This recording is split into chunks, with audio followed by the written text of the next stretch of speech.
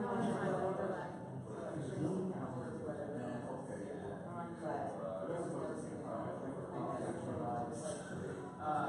done it. It seems like some people are talking about and so I've got it several guaranteed and so their ownership is starting to get two is just straight investment. Classic Class B. So I've got several ways. One I just did is classic Class B, classic total Class B. It wasn't really dosing, but the other part is not a dosing, and they're really I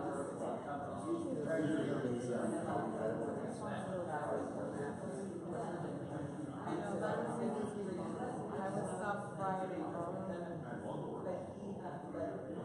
I didn't check my email. I was like,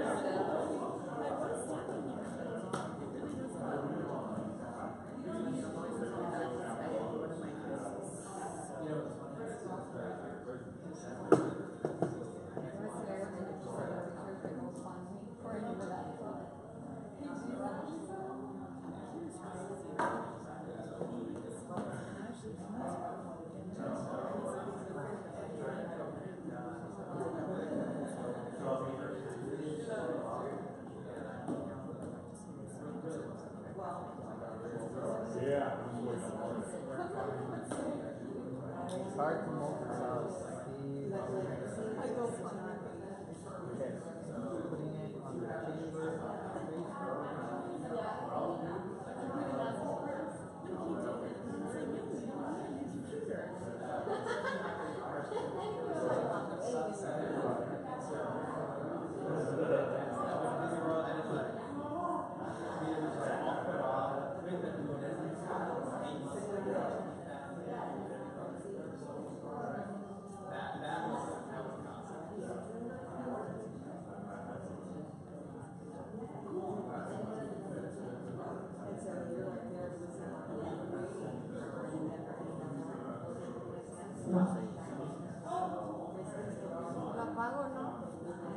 Ahorita lo vamos a empezar a pasar.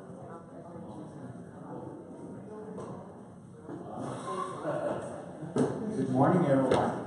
If you would like to take a seat, please. We are getting ready to start 1 Million Cups McAllen October 2018. All right. So before we get started, for those of you that have not been here, I see one new face over there. 1 Million Cups is an event to connect entrepreneurs with the community. The idea is not to come and sell something to them, but try to, the community, see how we can help entrepreneurs. So 1 Million Cups is hosted one time a month. It's the second Wednesday of every month. We are the only city that has this event here in the valley. So the cool part about this is that after you present, you get into the system, and other cities are able to see the pitch.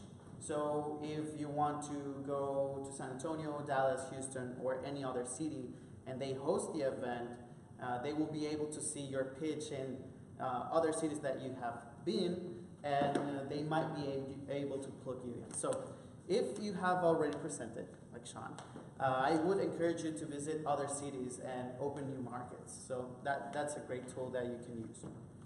I would like to recognize some of the founders. The founders are the people that help us bring the program to the city. So Drew Lenz, who was not able to come. That's right. Just everybody introduce themselves. They can identify themselves. Okay, sounds good. Let's start with Fabi. Hi. Hi. Did you turn it off, Michelle? Yep. It was? Yeah, it's, You would, we don't have a big crowd. Stand and project. There it is. Is it working? Is working? There it is. Well, I'm already standing up. So. Good morning, Fabiola Roquel. My name is Fabiola Roquel. I'm a banker, a lender. I work at Vantage Bank. And what else? I'm a founding member of One Million House. So does the name change to IMB or does it stay Vantage? The name is going to be Vantage Bank Texas. So IMB is going to change it. IMB changed into Vantage Bank Texas. It's pretty exciting. Yes. Hi, I'm Stephanie Hoff from Cobalt Digital Marketing and founding member, and happy to be here. Good morning, I'm David Geralt. I'm with B2B CFO Partners, and I'm not a founding. Yeah. Can be. Good morning, my name is Luis Salinas. I'm a public relations specialist with Codism. We do digital marketing and managed marketing services. Hi, my name is Ramiro Lassa, RG Economic Advisors. I'm a consultant with business and industry. And a founder. Hello, good morning. Joe Babush. I'm an attorney at Atlas Hall RPS here in McAllen. I do business in real estate law, and I'm a founder. Good morning. I'm Jackie Michelle, and I am an entrepreneur and individual coach, and I'm a founder of One Million House. Sorry for being a little late. My name is Joe Khalifa. I'm a financial advisor with Edward Jones, and I help people and small businesses with their long-term financial goals. How you doing? My name is Sean Russell. I'm an author of a children's book titled We Still in Trees. And an innovation grant. And an innovation grant. Thank you. Yeah. My name is Ramiro Garza. With Newkirk and Newkirk, I do employee benefits and insurance. Here to support my wife. I'm Cecilia Garza. I'm the founder of Hello Heaven, so I'll be presenting today. My name is Eileen Koshkovskin, and I'm the co-founder of Rio Energy Bar. I'll be presenting today, and also thank you, One and NIG grant. Steve Elanius with the McAllen Chamber, and we help dreams come alive.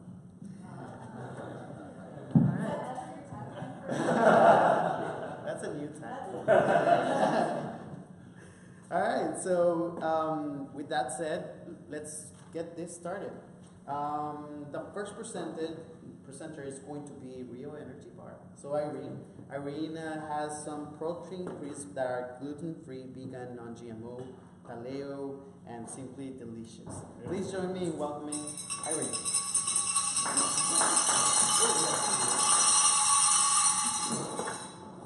You have a clicker? Yep. Thank you. Don't give her a microphone. Oops. Oh, Hello. okay. I'm going to record it just so that I can have everybody's feedback. It looks like it's good. Okay. So, I'm not sure if you guys are familiar with the protein bar market, but if you are and you go to any grocery store, there is a selection of probably 50 plus, depending on where you're going.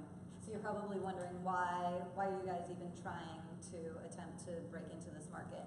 And this is because we have a unique product. It's our savory protein crisps. So it's an alternative to your traditionally sweet protein bar.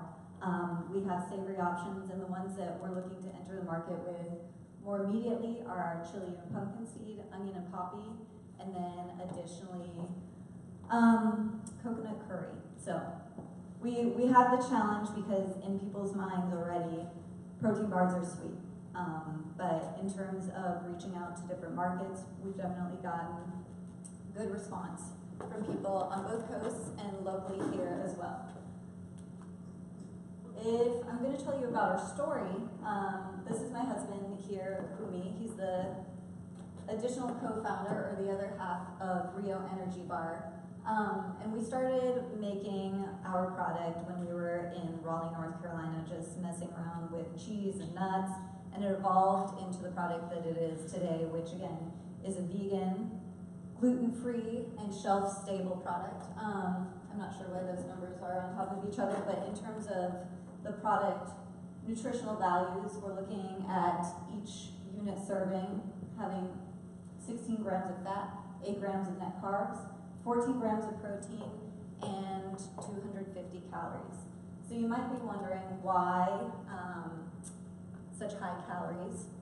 Not too high if we're looking at the value of the ingredients we use, because we're using whole food ingredients. We're getting the fat from nuts, coconut oil, and it's a delicious product. So obviously we have our challenges, which is why I'm here to also get feedback from you guys in terms of how we approach the market, how we get people to be interested and not kind of like step back and say this is weird. If we're looking at our market categories, obviously health food stores, those individuals who are working out maybe at gyms, retail, again, health food stores, we'd love to be in big box retailers, but I'm also looking, and this is something from an individual who's a chef out of New York, she's like, I could see this in coffee shops. So it's very much a product for people who are on the go, whether it's a meal replacement or an in-between snack to sustain you throughout a busy day. And this is Humi's specialty. Cecilia and I were talking about numbers. I am not a numbers person, although I need to learn. So if we're looking at the compound annual growth rate of this market, it's had a healthy growth of 10% year after year since 2015 and anticipated through 2020. And if this is something we know, especially about this country, people like their convenience foods. We're a society that's on the go, we need things easy, and rather than turning to unhealthy options, we probably are turning to healthy options. I actually recommend you guys go out, if you haven't been in the lobby, Stephen Jorge brought in a healthy vending machine, so you'll see the options there. This is our product. Obviously, we're going to have competitors, right? Because this market has at least 1,200 plus brands in the market, specifically to protein bars. So we have a lot of competition there. It's a very saturated market. But what differentiates us? How many of those 240 are here locally? Yeah. All of them? Oh, are here locally? Yeah. I am not aware of any local protein bar companies, but there are like protein businesses, so they must make products in-house that you know people buy. What's the average products that are out there? I don't know, Starbucks and Top Shelf, as you mentioned. In terms of cost, so the only item that I'm seeing, as it's strictly like protein geared is one brand. So I think Starbucks is very selective in who they bring in, so they don't have multiple protein bars. They do have one brand that's well known and that's highly regarded, yes. They do have another snack bar, but it is not a protein bar. So it would be an exciting challenge to be able to have an opportunity. You have one competitor? Yes, one competitor in that realm. Again, the differentiators, and something that I didn't speak to before, are the macro and micronutrients. So we're looking at the major ones, but then additionally, you know, if you're adding onion, the value of the flavors, coconut and curry, so you're getting turmeric and the values, the nutritional values that you're getting in curries, because curries are a mixture.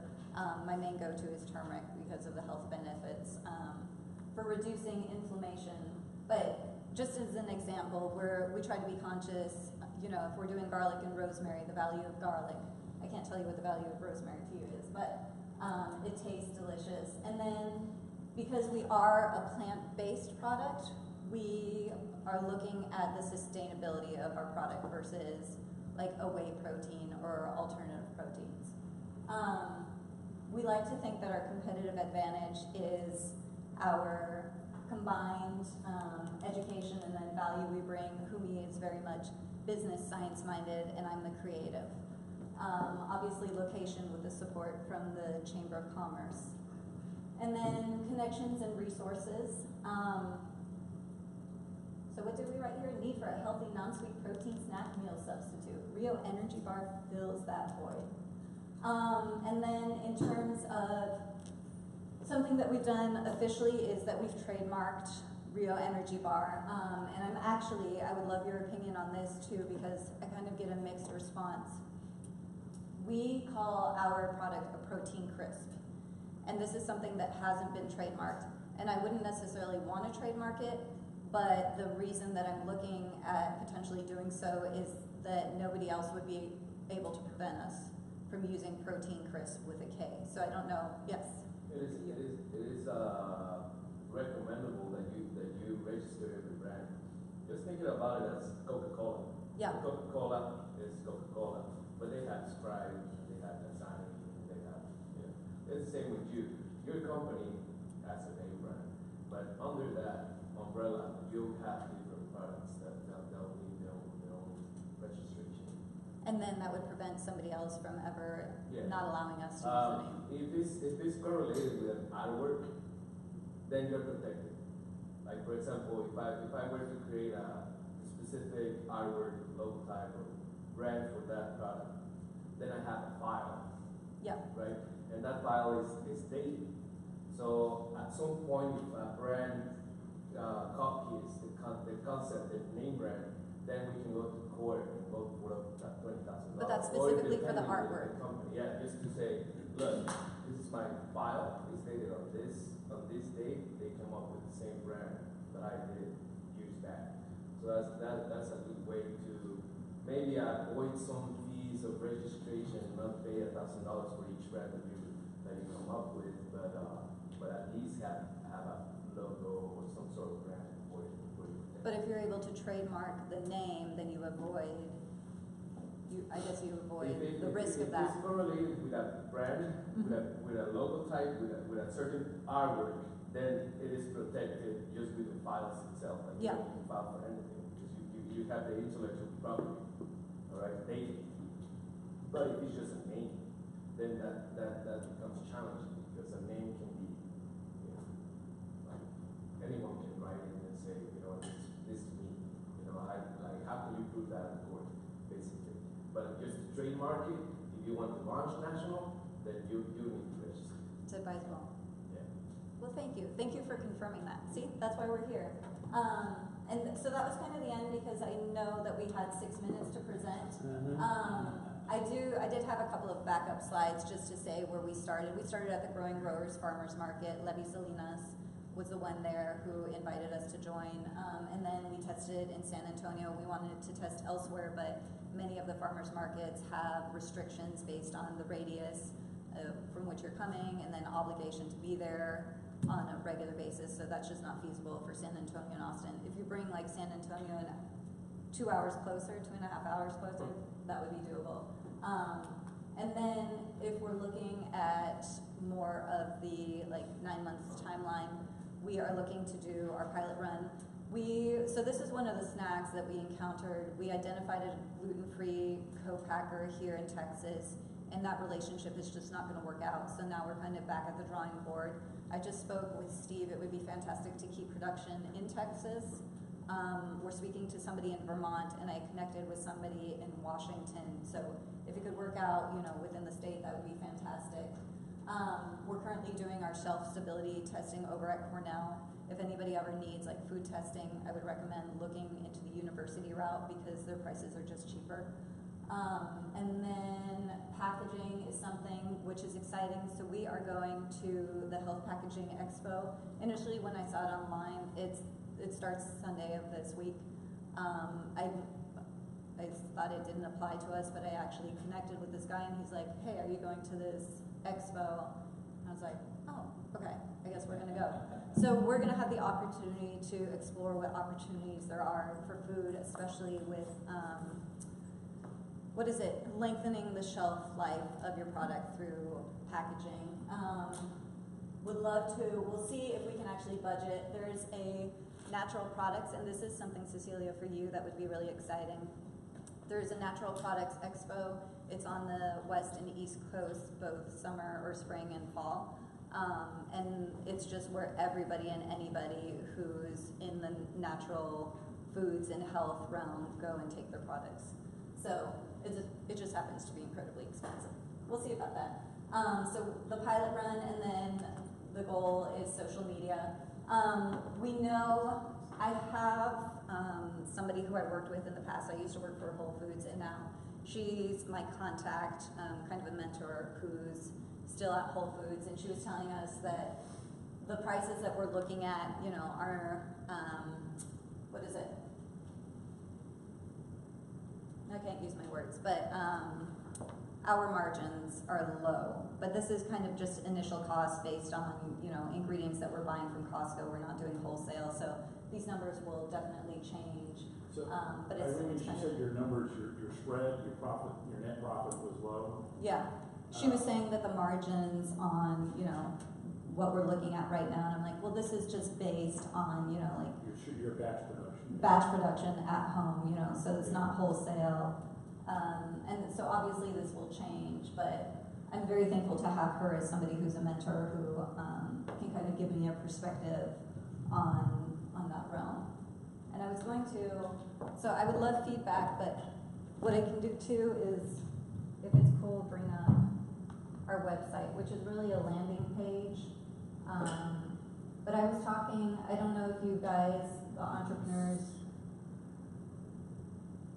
utilize Erin Gonzalez at, is this a website? Yeah, if you go to the top.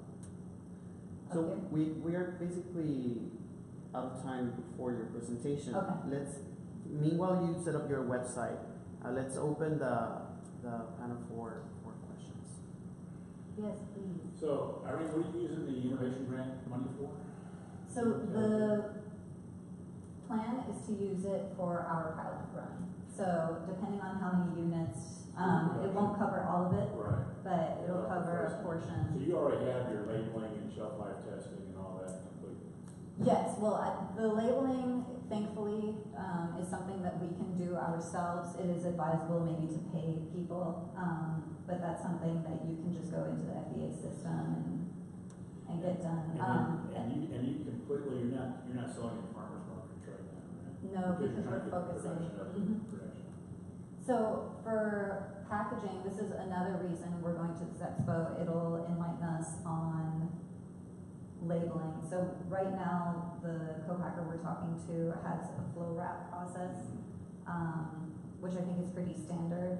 And then we have to figure out, because we have more of a brittle product, kind of how you keep it from breaking. So there, you know, we wouldn't be able to take just like a regular candy bar.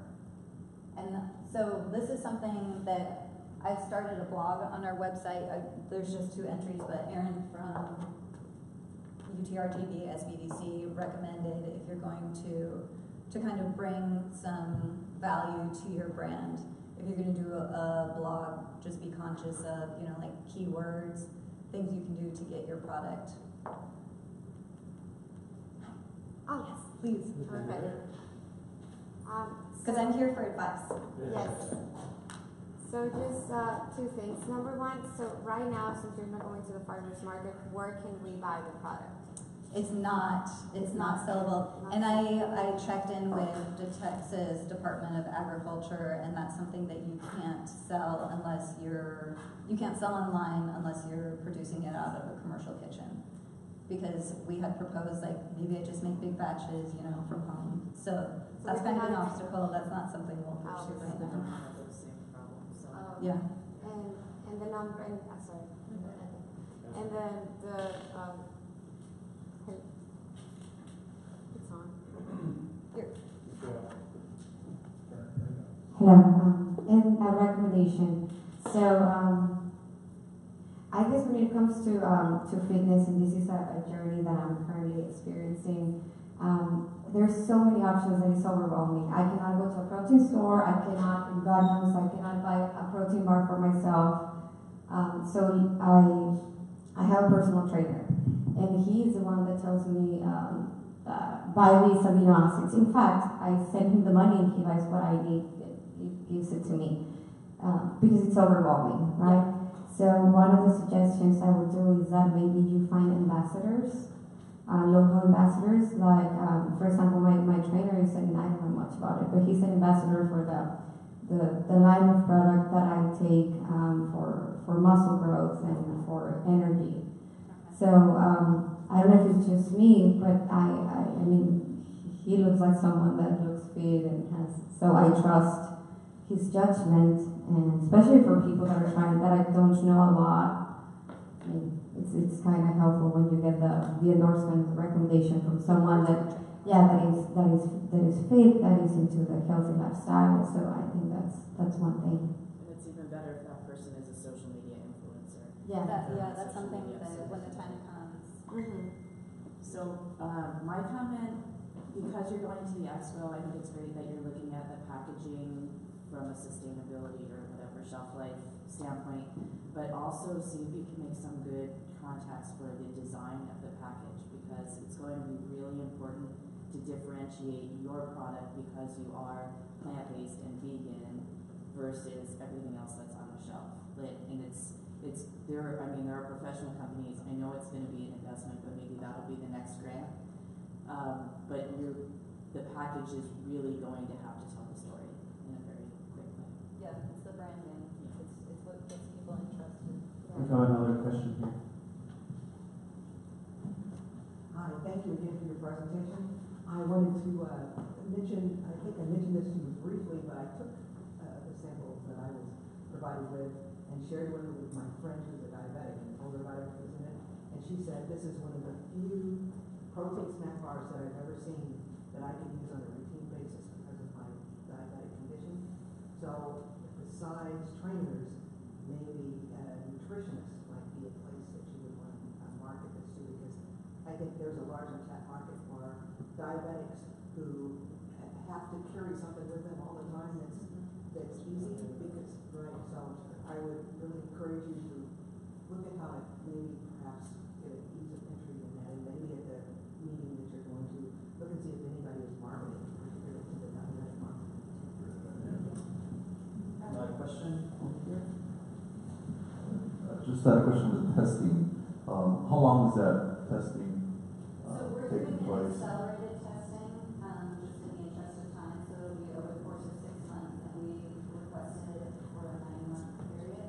But there's also the option to just do regular, for them to keep the product for the course of the year and then test it wherever you designate, whether it's like every 3 weeks, 2 months. And at what point will it be available to? It'll be available early next year to me. So on the blog, maybe one suggestion is to also just be kind of giving updates as to this is when it's coming up. Just trying to get people. A countdown will be cool. Excuse me? A countdown? Yeah, just because that's a cool idea. it's obviously a long ways from now, but it'll be here before we know. But it gets people, in a point they can expect it, and so just something to look forward to from our side.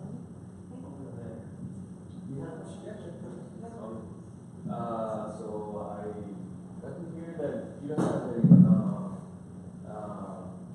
sweet bar. Yeah. Okay.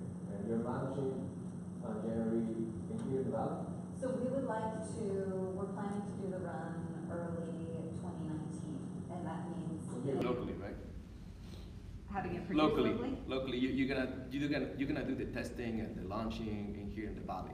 So testing is done elsewhere because the resources aren't here. Of course, we launch it here, but we would also be looking at launching it or taking this packaged good to big box retailers, to, as we just spoke about, nutritionists. Get some funding and then produce on large quantities. Well, so we want to produce the large quantity. The problem is to enter the market, you need the formal packaged good. Like, I can't present a home-baked product and have people take me seriously. So when we have that formal packaged good, it's just using different means to market the product. So that's somewhere where we have to get creative. And I'm actually thinking about painting boxes and sending them to buyers. Something that makes the packaged products stand out and make the buyer curious, because they're getting products all of the time. And then there's a resource, Aaron educated us on Range Me, where you can take your product, your consumer packaged good product, and put it in this system that retailers go in and, depending on what their need is, they look for your item. But to me, it's kind of like just another name. It's like a resume, right? Where you're just a name in a stack of resumes, versus having a creative way to get your product in front of somebody and make them curious. This point, yeah, I agree. We do specialize in branding. I give you my card. Yes, please. But thank you. One thing for sure is consider to have a sweet brand. I mean, we are the most obese country in the world, and there's a reason why, right? And then also, you know, I mean, you're talking about cost effectiveness and also profit margins. And if there is not enough profit margins, maybe some sugar, you know, will reduce that cost for just one protein bar. You are not selling your soul to the devil yet, you know, just for producing one sweet bar that everybody's gonna purchase, you know. But you need that you need that extra income from something that is already proven that is being sold. So candy is the second largest industry in America. Well, but the beautiful thing is that people are becoming more conscious about the need to reduce sugar. Yes, we are. In their diets. But they still love their sweets, and you're not the only one. Other people have suggested this, but then we don't bring value to the market. I do have another product. Dark chocolate. I mean, you know, there has to be a vegan option for sweet, you know, and still not. I have a question or a comment on that. I kind of disagree. Right. Yeah. Like, I mean, which is why we're here to discuss it. Like, right. if you have a differentiator, own it, and in fact, even own it to the point when you do the packaging. Maybe you want to have some percentage of recycled material in your packaging. If you're saying that we're sustainable, we're vegan, we're whatever, then it should translate to the lifestyle that you're bringing to the club, to your packaging, and. I agree. Nonetheless, I mean, there has to be a way for something that is already proven that it's been sold out there. Because there's 240 brands that sell protein bars and they're all sweet. And that's a great statistic that I don't think these guys just launched to the market by not knowing, you know, that maybe salty is not the way to go on protein bars. But right? So there has to be a study. Right. It's a product extension. Maybe you can introduce it as dessert, you know, and upsell. You know, you get 2 bars of salty and get dessert on us or whatever. Well, so you say that because we started eating protein bars as dessert. Right. Yeah. I mean, let's be real about what it is. Yeah. It's dessert. We had another question here. Then we'll go with you. Yes. Okay. No, it's about the sweet. So I hate protein bars, and the reason is because they're sweet. And to me, I cannot, in my mind, I cannot see a dessert or something sweet as a meal replacement. So the only reason, or the only way I would eat, honestly, a protein bar is if it tastes like a meal, not so much like ice cream or marshmallow with coconut, whatever, covering Krispy Kreme flavored bar. And that's why I'm not that I'm against protein bars, but I see nothing but I think oatmeal and raisins is the least sweet. So yeah, and still it tastes very sugary, and I don't like sugars. And then it doesn't sustain you. You're like no, because you get a sugar crush. Yeah. I get, even from the kind bars, I'm not a fan of the kind bars. So I think that the fact that you're using non-sweet, non-traditional ingredients would cater to people like, for example, like me, that we see protein bars as desserts. Yeah, looking for an alternative. Yeah, that we're looking for something that is not. And I know that is not the case for everyone, but if I go to Sprouts and if I like something or a bar or something, heck, I'll pay the $4 if it's a meal. So. Thank you. I also want to add one more piece. I think you're basing your whole company and your product on a market differentiator. And if you dilute your market diffientiation, how are you going to say? I disagree. I think, you know, if she brings in a sugar one in it and they're all sitting on the counter and people go and pick it up and they pick up the sugar one, and they're going to be disappointed that there's a sugar one in there if the whole brand recognition is going to be toward the differentiator for the marketplace. So let's put it this way. McDonald's, Pizza Hut, and Kentucky Fried Chicken, right, are different companies. They seem that they don't compete within each other because they seem to be in a different industry, which they're not. They'll sell chicken. They'll have a chicken sandwich. But they're not all They'll health sell- foods company, and I think because she's going No, I into the health understand, market. and I understand. I understand that the concept of being vegan and being healthy and provide to the population with something unique that is delicious, right? And is based on whole foods. That is awesome. I'm not saying no. I'm just saying there has to be a way that with that same concept can be created something that is sweet. Right? Thinking just in commercialization. At the end of the day, the market will ask you for it. You know. Okay, we have time for one more question.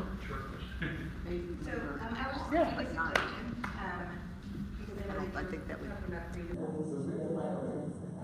And maybe get into universities here, or universities in Texas, who are going to have the sports department.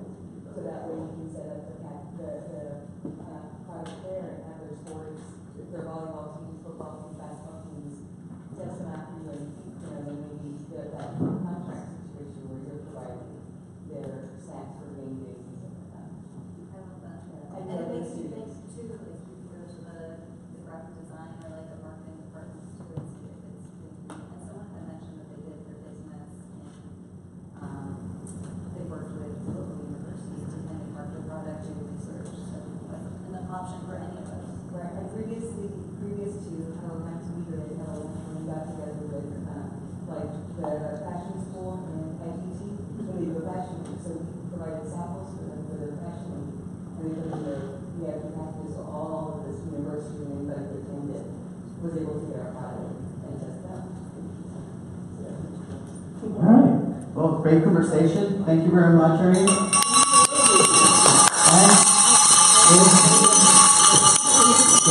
You're to receive your official 1 million cups thermos. Now you can drink coffee and promote our event at the same time. All right. So at this part of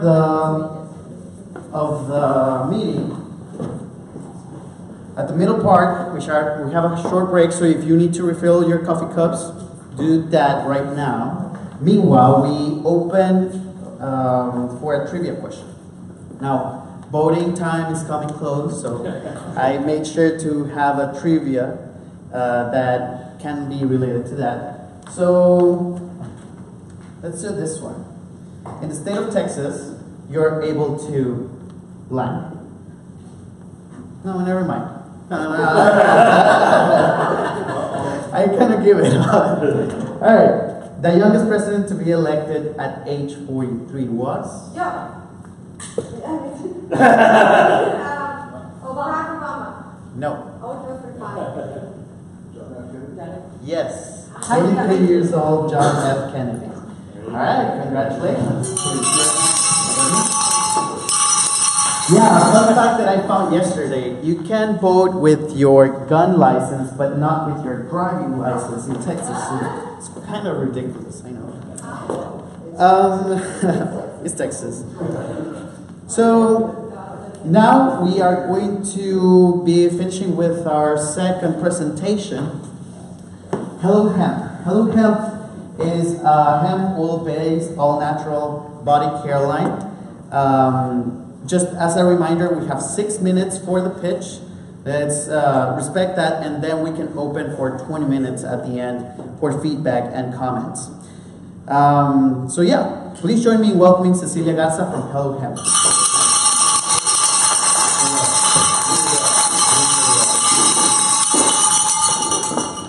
Hello, everyone. I'm going to put samples of our products right here, and if you guys want to smell them as I speak and pass them around, that would be awesome. Can't smoke is what you Right. No smoke. So I was a little nervous, and I don't want to fall, so please don't mind my bare feet. I did bring my heels, but they're not going to make it to the presentation. So my name is Cecilia Garza, and I am the creator and founder of Hello Hemp.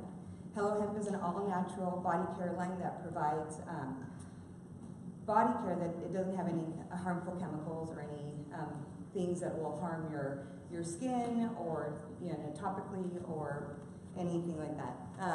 It is something that's near and dear to my heart. So the reason that we created Hello Hemp, which was previously Hello Natural, was because you know, I didn't really think much about what I was putting on my skin, right? We are a society where beauty is a $1 billion industry. And so, you know, products, it just came naturally to get whatever CoverGirl, get whatever was on the shelf and put it on your face, or a girlfriend was trying these products out, so I was gonna try them out as well.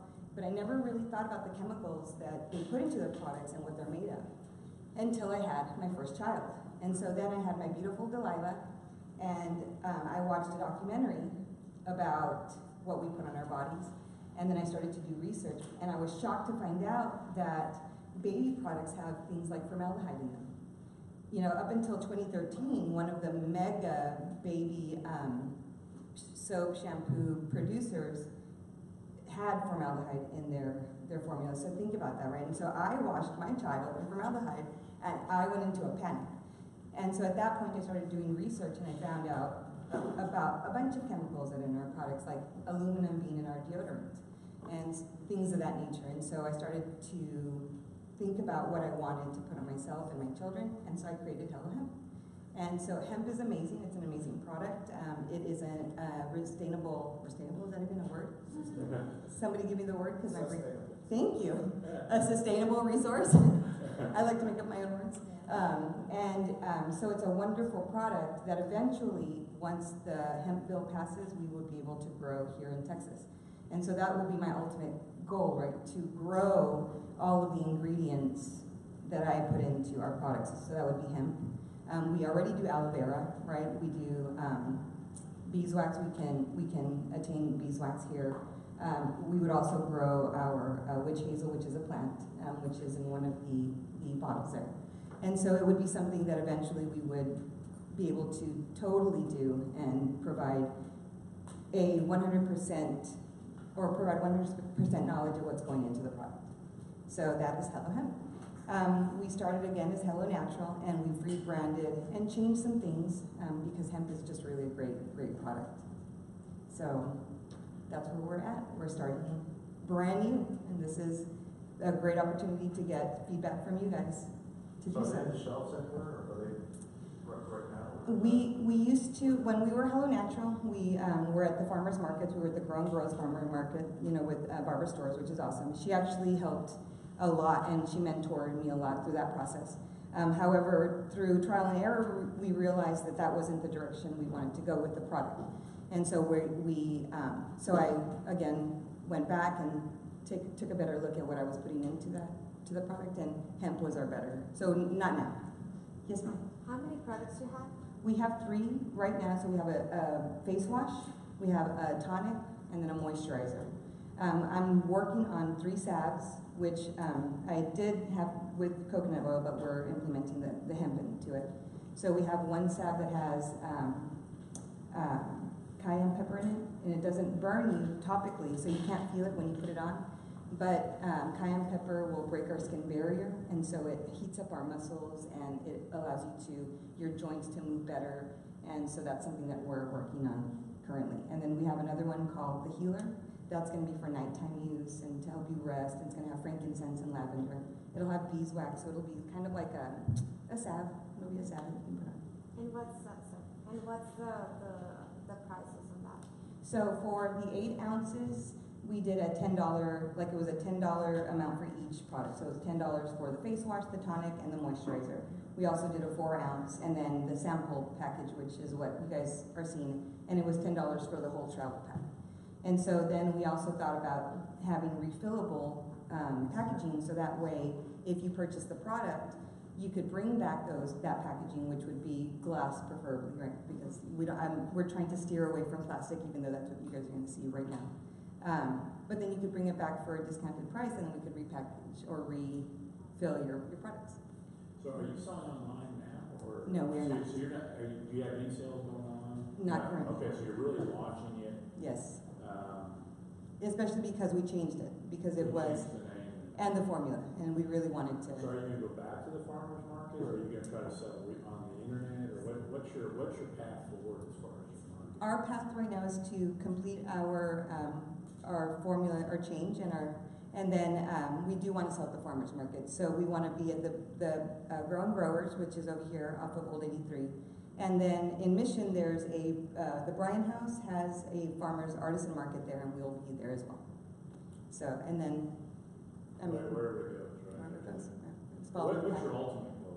My ultimate goal is to have a farm that I can grow all of my ingredients. In terms of selling, you want to sell it, you want to get it on Sprouts, on a big box retailer, or? We would like to do Sprouts and Whole Foods and things of that nature, where you can find products that are all natural. It's kind of hard because it's the same with, health food. You go into some place and it's overwhelming because you don't know what's in the product. And sometimes you look at something and it's just beautiful, but it doesn't mean that you're putting it on, that it's good for your skin. So, so that, yes, we would like Sprouts. We would like to get it out there. That's natural. Yes, ma'am. Here, let me go.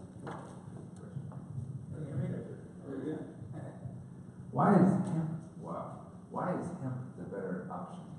Hemp is the better option because it is really good for our skin. So hemp has it has a similar fat makeup as we do. It also breaks the skin barrier. So you'll feel that when you put hemp on and you're gonna, how are your hands feeling? Are they feeling good? Yeah. It doesn't disappear. So like if you use coconut oil, you'll notice that it's, you put it on your skin and it just kind of sits there, right? It doesn't really moisturize your skin. But hemp does. It breaks through the skin barrier. It moisturizes your skin. It really does do a lot of good. And then on top of that, it's antibacterial. It's antimicrobial. It is an omega-3. You can ingest it. You can put it on topically. So it's a great product. And just so everybody knows, hemp is not, it does not have THC properties. So it's not something that will alter your state of mind. It's very much a superfood. It's a cousin, but it's not the other. But it doesn't do the same, so you can't smoke it. Just FYI. Can you grow hemp in Texas now? No. And so you're hoping this next legislative session, there'll be a launch and it'll happen? There's currently a bill in process to have hemp, or allow hemp to be grown here in Texas. Because it's an amazing product. So you can actually make concrete with the byproducts of hemp, and that concrete will then be antimicrobial and antibacterial. So in an area like this that we live in, where there's a lot of moisture and a lot of the homes have mold, hemp would be a great product to use for that because it would kill the mold and wouldn't allow it to grow in your home. So is there a way that we can sample that, or could you sell this? I will actually, I can actually make anybody who would like me to make them a sample package. We can go ahead and I can take your names and your address, your email. I would love to. I'm constantly trying, especially with my face and my skin. I'm very peculiar what I put on, so I'm constantly changing until I find something right. Something that does not. Have you considered to be online based only? Well, I would like to be on. So these are some of the challenges that I face with and what I face and why where I am now. It's stuff like website, stuff and monitoring it and keeping it, at a place where it needs to be. That's the difficult part for me. Right. So I would like to do online sales as well, but I feel like having a presence in my area is really important too because, like I said, eventually I want to be able to grow all of my ingredients. And I want the community to know that we can get hemp from, we can get aloe vera from here, we can get hemp, we can get lavender, we can get whatever we need to grow. Okay, could you? There's not. Okay, never mind. Could you go over your pricing? I'm familiar with it's not a hemp product, but it's a similar artisanal skincare line that an acquaintance of mine is doing up in Central Texas. And I have based on what she's doing in her